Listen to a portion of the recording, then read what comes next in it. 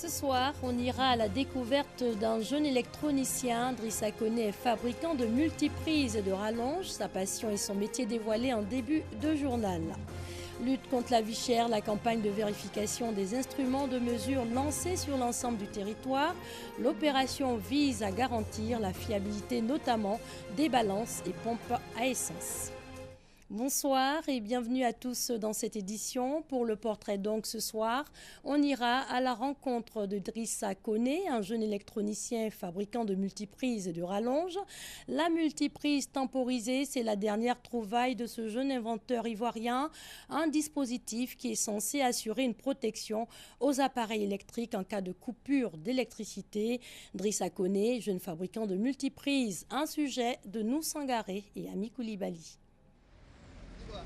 Drissa Koné, électronicien de formation, est un jeune inventeur ivoirien. Sa dernière trouvaille, la multiprise à temporiser. Une multiprise qui protège les appareils électriques en cas de coupure d'électricité. Comme ça, j'ai simulé une coupure de courant. Voilà, le courant est là, on a la télé, paf, le courant est coupé. Les injures commencent, depuis le courant revient. Aïe, ma télévision, mon appareil n'est pas allumé. On dit tranquillisez-vous, ne touchez à rien. Au bout de 30 secondes, la lumière du local, tout est là, mais lui, il attend que la mauvaise partie la passe. Et puis après les 30 secondes, il s'allume bleu et l'élément qui est la charge est alimenté. Chacun pense utile de courir et aller débrancher ses appareils en cas de coupure d'électricité. Alors j'ai pensé pourquoi ne pas trouver une astuce pour que des gens, peut-être qui n'ont pas cette force de se précipiter là, une autre action soit faite à leur place. C'est ainsi que j'ai vu qu'il existait avant un système qu'on appelait des boîtiers temporisés. Alors j'ai mis au point un système, une carte électronique que je suis allé déposer pour faire breveter. Heureusement, après l'enquête, on a vu qu'un système pareil n'existait pas. Donc le brevet m'a été attribué. Mais pour en arriver là, que de chemin parcouru.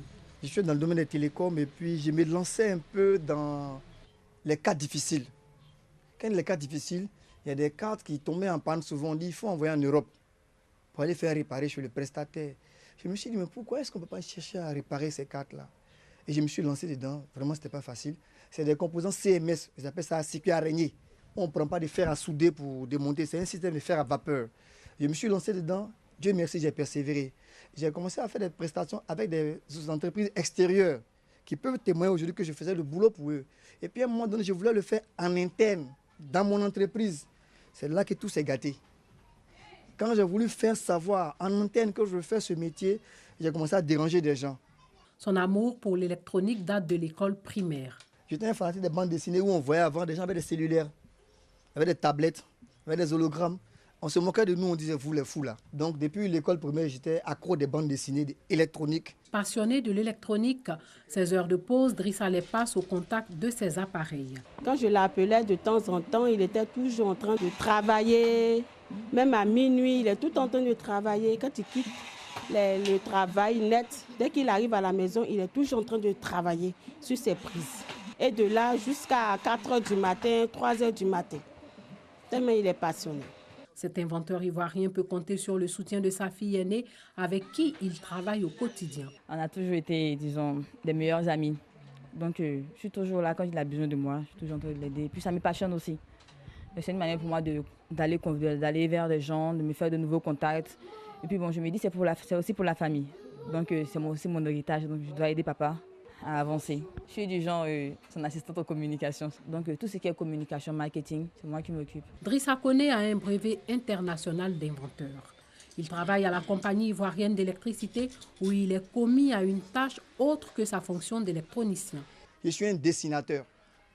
Il fait des photocopies. Vous voyez, monsieur qui a un brevet d'invention internationale, on a trouvé de mieux qu'à me mettre dans un bureau, je fais des dessins sur AutoCAD, où la formation est en 2 étapes. Je suis tombé la dernière étape, on m'a dit de me débrouiller quand même pour produire des schémas. J'ai réussi à le faire. Or, il y a un labo qui est là. J'ai même demandé volontairement à y aller. On dit non. Drissa ne baisse pas pour autant les bras. Marié et père de 6 enfants, dont 3 filles et 3 garçons, cet inventeur ivoirien a reçu en 2016 le meilleur prix en électricité africain Startup Forum et en 2017 le prix de la meilleure invention jeune de la FEDIMSI, Fédération des inventeurs et innovateurs de Côte d'Ivoire. Son souhait aujourd'hui est de produire à un niveau industriel pour atteindre un plus grand nombre de consommateurs.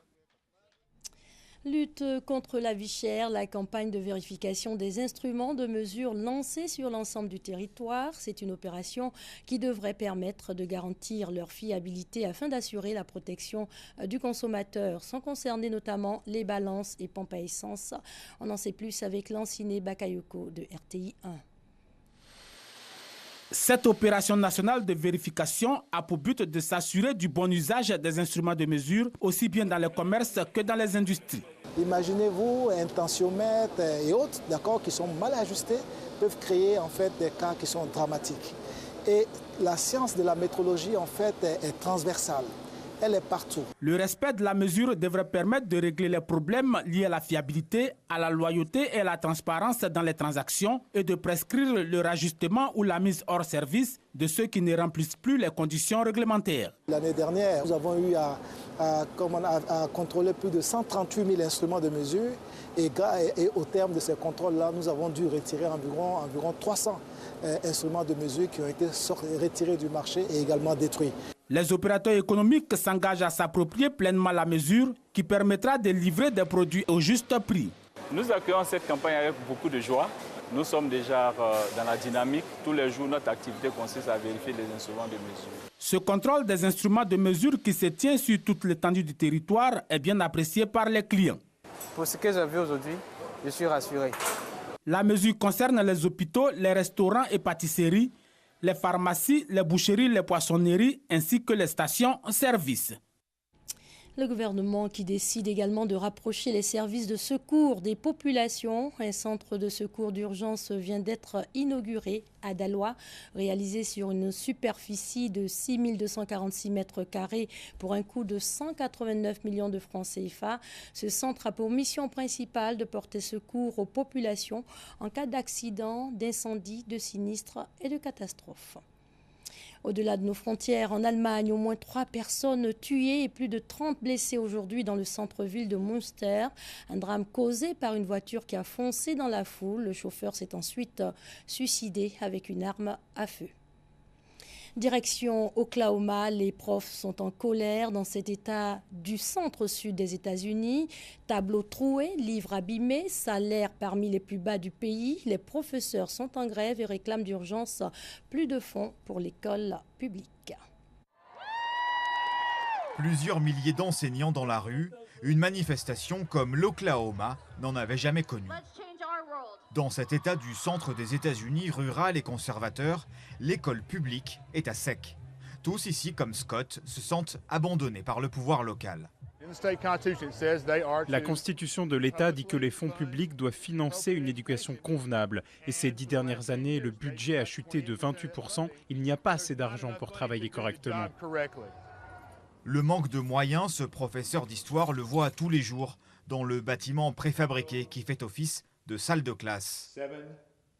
Ici, tout est vétuste. Les termites ont même attaqué son tableau.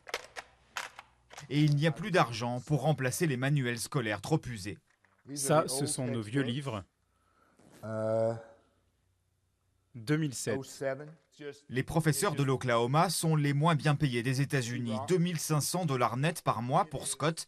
Malgré ses 25 ans d'expérience, c'est 2 fois moins que le salaire moyen américain. 1 600 pour un enseignant en début de carrière. Un débutant en Oklahoma peut presque bénéficier des bons alimentaires. Il est presque éligible à l'aide gouvernementale. Alors pour arrondir les fins de mois, en plus des cours, Scott entraîne l'équipe de football américain de l'école. Et au coup de sifflet final, il entame son autre métier, celui d'agent immobilier. Ça, c'est mon deuxième boulot. Je plante des panneaux à vendre devant les maisons en vente. Quand enseigner deviendra trop difficile et que j'aurai perdu le plaisir d'être avec les gamins, j'arrêterai. Et avec toutes ces coupes budgétaires, c'est de plus en plus difficile. Et la colère des enseignants ne touche pas que l'Oklahoma. Le manque de moyens les a déjà fait descendre dans la rue, en Virginie occidentale et maintenant en Arizona.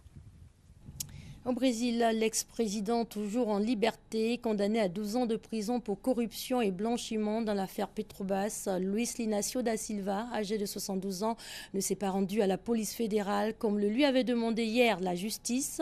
Lula qui a assisté ce samedi à une messe en hommage à son épouse décédée l'an dernier. Avec l'entrée des soldats américains dans Bagdad le 9 avril 2003, ils étaient plusieurs à rêver un avenir radieux sans Saddam Hussein. Malheur et désolation, 15 ans après, la désillusion est bien là, l'invasion, les grands rêves anéantis. Un reportage de nos confrères de l'AFP. Le 9 avril 2003, ces images font le tour du monde. La statue de Saddam Hussein est déboulonnée, le régime chute. Case tient un petit salon de coiffure juste en face.